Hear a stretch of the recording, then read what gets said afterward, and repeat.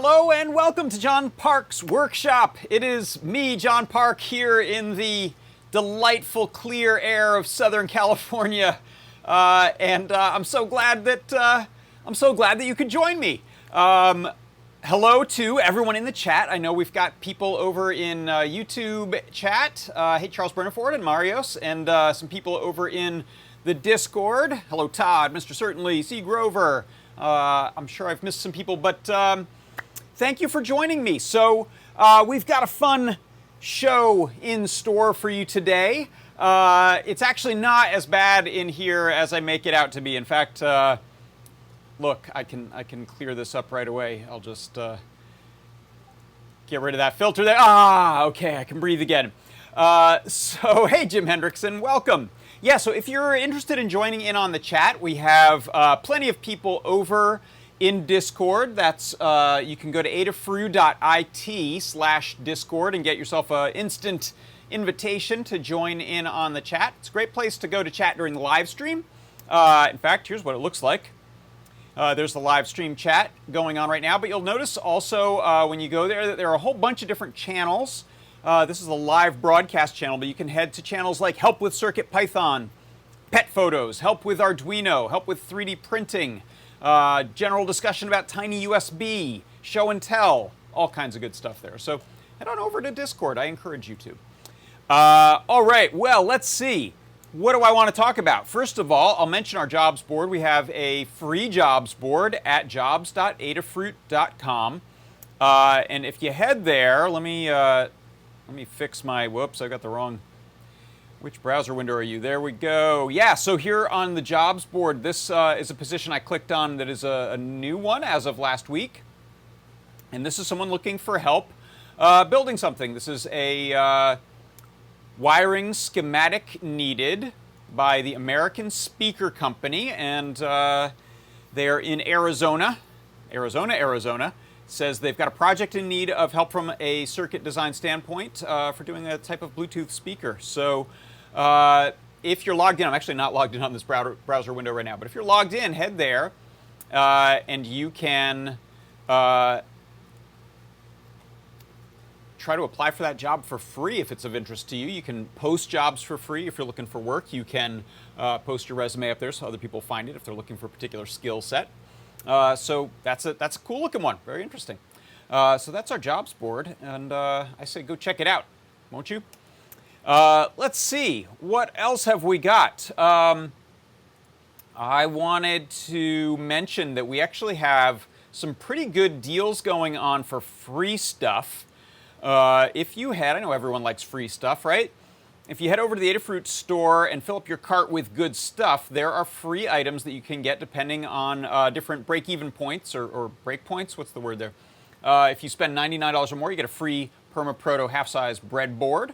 If you spend, this one's cool, this is a new one. If you spend $149 or more in the store, there are 15 different Stemma QT boards, and you will get one of those per order of $149 or more free. It's a random one of those 15, but you won't get two twice. You'll get different ones all through all 15, which is a pretty cool promotion. And then at $200 you get free ground shipping, UPS, and over $299 you get a free Circuit Playground Express. So those are some of the offers going on over on the Adafruit store. So go get some good stuff, eh? Let's see, what else? Lars has fallen asleep. Lars, 51 days. We'll get to that. Yeah, there's our friend Lars right there. Hello, Lars. Lars isn't so terrifying, is he? He kind of is. All right. Let's see. Next, hey, did you know that I've had my second week now of my new show, which is called JP's Product Pick of the Week. Here is the thumbnail that I'm having a lot of fun with, these insane thumbnails. And there you can see the product pick of the week this week was this 1.3-inch OLED. It's a Stemma OLED, Stemma QT OLED, plugs into Stemma stuff. And here's a little 1-minute select that I pulled from the show.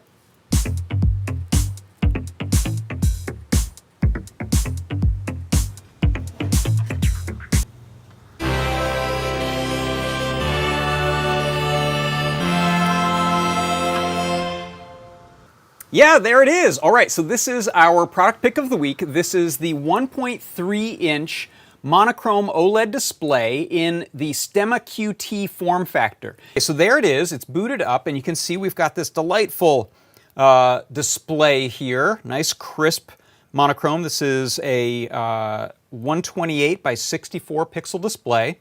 I've got these knobs hooked up here for the X position and Y position of my text, and I'm just thrilled with how buttery smooth that looks. That's what makes this 1.3-inch OLED my product pick of the week. All right, sorry about that volume level. Trying to keep it going. Yeah, so that's very cool Stemma QT board, and allows you to hook up a bunch of stuff, a bunch of different sensors on your microcontroller, and yet still have a cute little display. So that's my product pick of the week. Go get yourself one. All right, so let's see, what else? Mr. Certainly says I look very excited during that YouTube thumbnail. Yes, indeed. Yeah, you know, partly it's a spoof of zany YouTube thumbnails, partly it's just dang fun to make those, so we'll see where those go. All right, next up I've got the MakeCode Minute.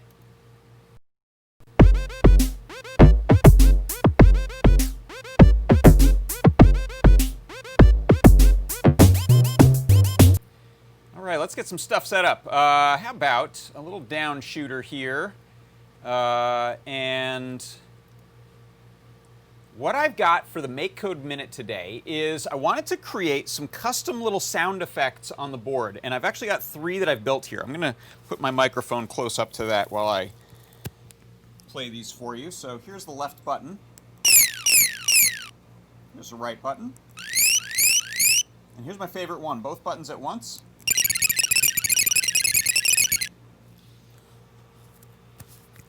All right, and so what we get there are some custom sounds that are similar to some of the canned sound effects, except those weren't the ones I wanted. I wanted something else. I wanted some little pew-pew sounds and some robot-y random noises. So how did I do this? If we take a look at the MakeCode session right here, you'll see that I've got in my startup, I'm calling just a little NeoPixel light up. I light up some predetermined pixels there. And then I'm setting some variables here. I've got a maximum value of 3,000 hertz. That's the highest pitch that we'll hear. I've got a minimum of 1,200. And then I have an interval of 80. That's the steps in the frequency that I'm going to go between. I'm going to add or subtract 80 from one of those numbers to get to the next one. I've also set a tempo and a volume. So when I press one of these buttons, similar things happen for A and B.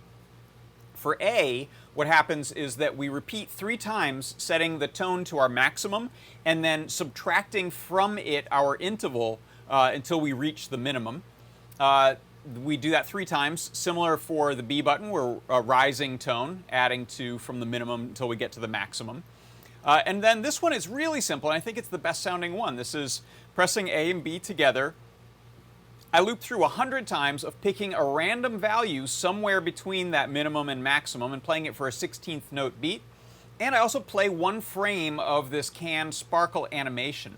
And so in doing that, you can see here in the simulator, we get some nice little random flashing. And I'll play it one more time from the overhead here, just because I love that one so much.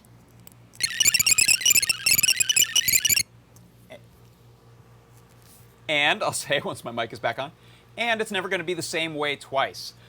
So that is a way that you can create some really cool spacey sci-fi sound effects right inside of MakeCode for the Circuit Playground Express. And that is your MakeCode Minute.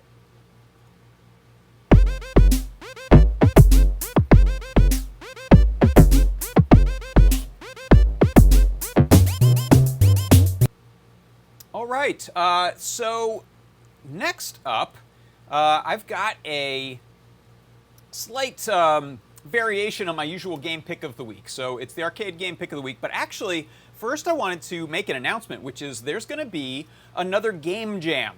So if you take a look here at the MakeCode forum, this is at forum.makecode.com, in the announcements tag in the arcade section, we see that Richard from the MakeCode team has announced that there's going to be a game jam. This is the third one, I believe. Oh, fourth one, actually. These are done over on itch.io, which is sort of an indie game site. And this is going to be a contest for creating a game with the prompt of traffic. So you can interpret that any way you like. Clearly, there's an automotive traffic theme being hinted at here. And they have included some little thumbnails of some existing car-based games you can see there. This is going to be going, I believe, starting this coming Monday, the 14th, September 14th, until October 5th. So you have that amount of time to create and submit a game to the contest. So go check that out for details. There's a link in this forum post to the Game Jam page. And one of the things, when I looked at this post, I saw this middle game here, this driving game, and I don't think I'd seen this before, so I clicked on a little link that talked about it. This is something that Mikkel Moskal of the R&D group at Microsoft in the MakeCode team created, and it's just called Road. Not very playable, but gets the idea of how to draw a road. And then there's some further discussion about how this is similar in some ways, Richard posts, to something called Mode 7 on the Super Nintendo, which was a hardware, I think it was a hardware-based solution to allowing sort of a tilting rotation of a background as well as scaling that gives you this sort of pseudo 3D effect. And if you look here at, let me restart this session here. If you look at where that link takes you, you get this little car game. It actually is pretty playable. So you're using your left and right arrows to adjust the sort of fake rotation effect of the screen, as well as aiming your little car there. And each sort of scan line of this game as it comes down is being transformed. So it's scaling, squishing down pixels, and skewing them and moving them left to right at different rates, so they can do things like flow. The code is in JavaScript, so if you want to click on Edit Code, you can take a look at this and get a little better idea of how it works.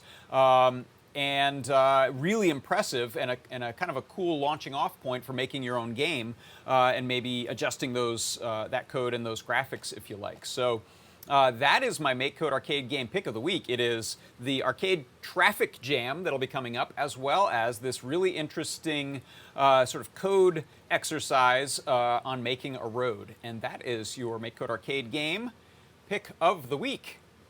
Really impressive. Very cool. All right, so let's see. I'm going to check back in with our Discord, and I can pop that up here, see what's happening there.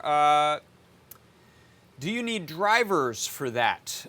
No, you don't. So that is all, I believe that is all in code, so I don't think there's any extra extensions. It's a good question, actually. Let's look for a quick second, since I didn't look too closely. Let's go back to this Chrome capture here. And one way you can check on extensions in an existing bit of MakeCode code is to go to the JavaScript window, not in the blocks, but in the JavaScript side of things, and this one's only in JavaScript. There's this Explorer which you can open. And if we open this up in this case and scroll down, you will see any extensions that have been added will have a trash can next to them. Now, this is a README file, so that's not an extension. But if let's say there was a road extension, you would see it in here. So that's one way to find out. So that's the answer. Turns out the question was a joke, as we now learn. All right, Andy Calloway, very funny. I get it. Drivers, the puns. Ah, man, I totally hook, line, and sinker on that one. I give a very serious answer, though. Come on. Okay, so let's see. At this point, what I'd like to do is talk about our project of the week. So, you may have seen me mention this yesterday on the show and tell, but given that I have a general awareness of time, but often not a very specific one, I am generally aware that Halloween is coming. In fact, we just put orange lights up on our porch because we're wanting to usher real autumn in and get rid of this fire and smoke and heat that we have right now. But what about knowing specifically when Halloween is coming? How much time do I have to build that costume or that mask or get, a cute little outfit for Lars there? I don't know, but now I do, because I have, if we switch over to this camera here, a lovely countdown timer. Let's head to, let me do a bench cam overhead, and I'll head over here. Again, I apologize. These LED matrix displays are at a frequency that my cameras like to flicker on.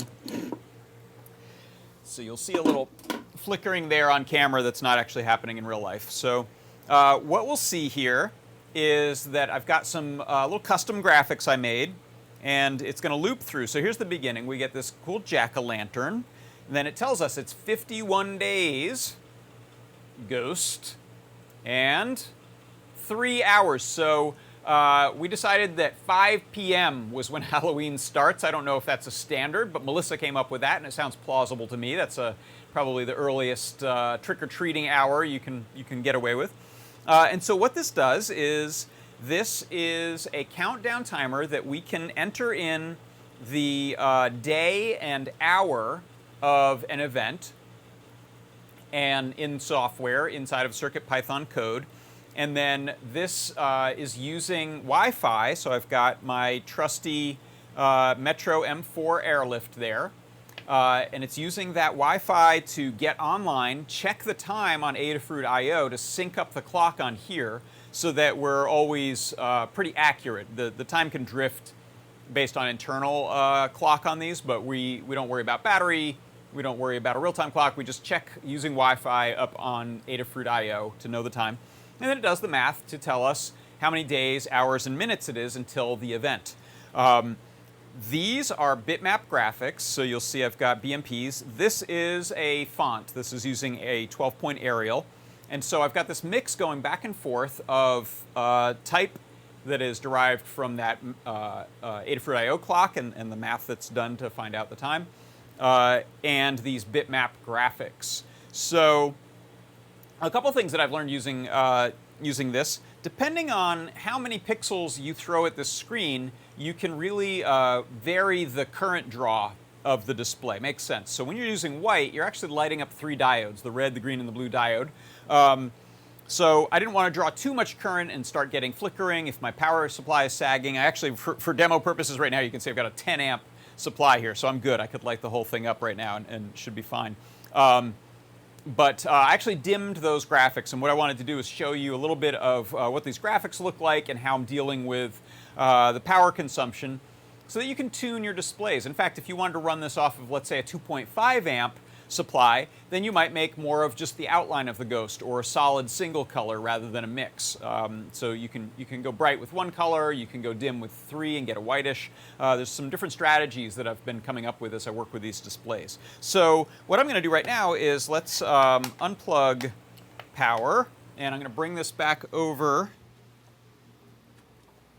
to my workbench. And let's take a look at the code and the graphics that we're running on there. So, excuse me. First of all, how about the code? I'm going to pop open an Atom view here, and we'll take a look at this code. So this is using the Matrix portal. So this is our kind of all-in-one one-stop shop for dealing with some of the data requests online, as well as getting connected onto the network and running the display. So it's really tailored for this type of project and makes a lot of things easier. If you want to know the details of how it works, you can look into some of the Matrix portal libraries. And then I've got a Terminal I/O font on here. I actually don't think we're using that. I could probably get rid of that because I think we're using Arial now, using the bitmap font. Is that right? Actually, I'm not sure. This might be using Terminal I/O at the moment.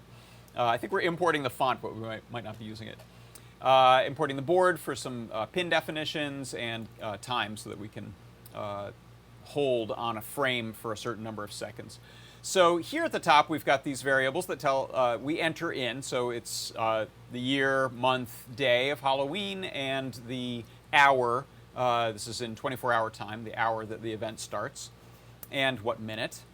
Then I've got a frame duration variable, and so this is what has it holding for 3 seconds on each of those graphics and words. And then we have a list of frames, and so this is kind of a nice way to do this. By creating this list, we can just use some nice clear names as well as the names of those text elements so that they can be arranged the way you want. So I'm not having to name my bitmap files 01, 02, 03. I can give them descriptive names. And if I wanted the ghost first, I could just change this name here. Oops, not short. Ghost. There we go. And so on. So let's put that back to Jack. The image when the event arrives is one that we're not cycling through until we finally get there. So I'll show you that one, the Happy Halloween BMP. It's nothing crazy, but it does the job. And then we also have the variable for synchronizing the clock, which we're setting to true. The matrix portal object is imported. We set the current frame to none at the beginning. And then we create this line of text, which is the using the add text label inside of Matrix Portal.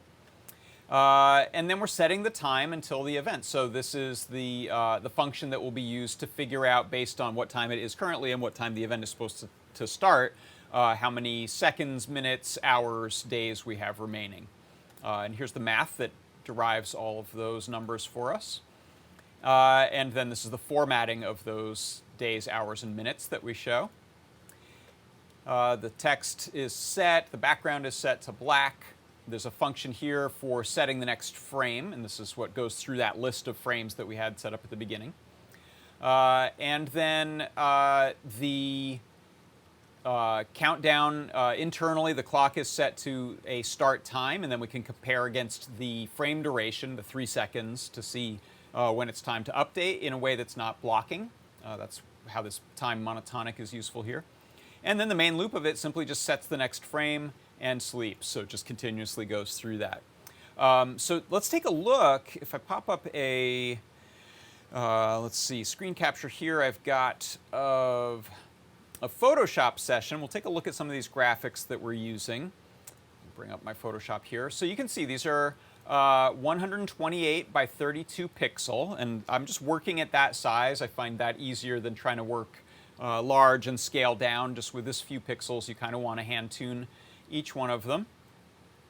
And you will sometimes notice that I'm actually not working in a restricted color palette here in Photoshop, which I should be doing because we have, I believe it's a 2-bit color palette right now available for memory consumption on the Matrix portal. So you sometimes see some differences in colors, and you can either live with them or make adjustments by eye until you like them, or you could work inside of a restricted palette inside of your image editor. So this is my jack-o'-lantern. Here are my bats. That's the real size of them, but I'll zoom up into there we go, something that we can see a little better. Here is the ghost. So you'll notice here the pixels, if I eyedropper those and look at them, I'm looking at a display you can't see right now, but it's telling me this is essentially a 58%. So it's almost like a half gray. It's about 60% gray. Initially, I had this as pure white, and if I had a 4 amp or a 2.5 amp supply, I saw some flickering. So when you're working with this kind of a display, if you see it starting to flicker, often that's a sign that you're just drawing more current than your power supply can give you. So I went and dimmed some of these colors, and things worked out well. Here's my Happy Halloween. This is going to be the, whoops, let me zoom into there again. This is going to be my Happy Halloween sign at the end with this kind of funky little one-tooth pumpkin. It's not a lot of pixels to work with, but maybe I'll come up with something a little more exciting than that. But I decided for this, rather than using a font and trying to hand tune sizes and positions of them, it's easier just to make a bitmap. And you can do that in many cases rather than generating text if you have just one message to throw up there.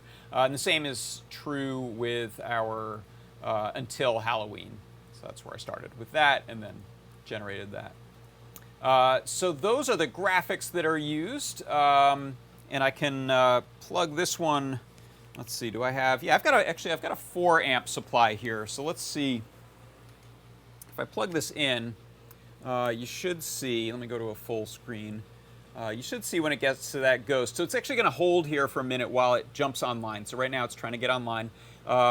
If I bring up my Atom editor, let's show that, and open up a serial port.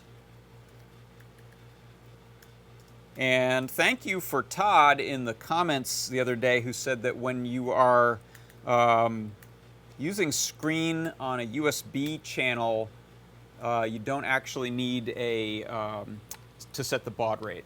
I do need to be plugged into a USB cable, however. I'm only plugged into power right now, so that's not going to show up. So let's plug that in. Let's see if it finds it. It could take a second to... There we go. So that, you can see it's already running. And there's a bit of feedback it's giving us as it runs through these right now, setting the background, replacing the text, so you can kind of watch that debug stuff. And it looks like it's actually surviving that pure white. But just for kicks, what I'll do is I'm going to open up Photoshop again. And you know what? I'll just take my, how about this until Halloween, and I'm actually going to open this directly off of my CircuitPython drive, and that allows me to just change that image. So let's take the jack-o'-lantern, let's say, since that one comes up first. I'm going to open that, and I'm just going to fill this thing with white. How about the background with white? That should do it. So let's get... All right, I'm going to save that. And what that should do is immediately relaunch. And look at that. It does not want to show that screen. It is too many pixels. It's too much. It actually should, if it didn't sag the microcontroller, it should try to continue. But it may have just been so much power that it can't survive that. So if you plugged into my 10 amp supply, it might work on that. But I just wanted to show that. That's an example of what will happen if you have too many pixels on screen. So I'll undo that, hit save. Again, it's going to resave that to the microcontroller, and I'm going to restart, and it should get back to a successful... Oh, look, I've made it angry. What have I done? I may have also corrupted the file. You actually probably shouldn't save directly to the CircuitPython drive out of Photoshop. I'm not sure how safely it saves. It's better to go to disk first and then drag it. But there it is. It's back and it's happy. So that's just a little tip on troubleshooting when you see pixels showing up sort of noisily. And sometimes you'll see the image as intended, but a few lines will get fuzzed out on you. All right. So that is our Halloween display. So what did I say? We got 51 days, 30 minutes. How many hours? Let's let it run through one more time. Until Halloween, we have got... I could also set that faster. So 51 days. Woo! And 3 hours. Bats. And 29 minutes. All right, well, get hopping, would you? Of course, you can repurpose this project for other types of countdowns. I'm going to do, I think, at least one other voting one coming up sometime soon-ish to remind you when to go vote for whichever election you want to enter into your device. And I'll be getting a guide together for this soon, so you'll be able to go build your own. I'll include all those graphics, and of course, you can make your own or find graphics online and set them to the proper size and format, and off you go. So let's see, I believe that is it. Thank you again for stopping by. I'll be hanging out in the Discord chat for a little while if you've got thoughts and comments. I'll poke my head in there now. And, oh, there goes my microphone again. Sorry, I was using gaffer's tape to hold that to my shirt, and that's old tape. There we go, we're back. So that's it. Thank you so much for stopping by, and I will see you next week on Tuesday with my JP's Product Pick of the Week show, and then again on Thursday with John Park's Workshop. For Adafruit Industries, I'm John Park, and I will see you. Bye-bye.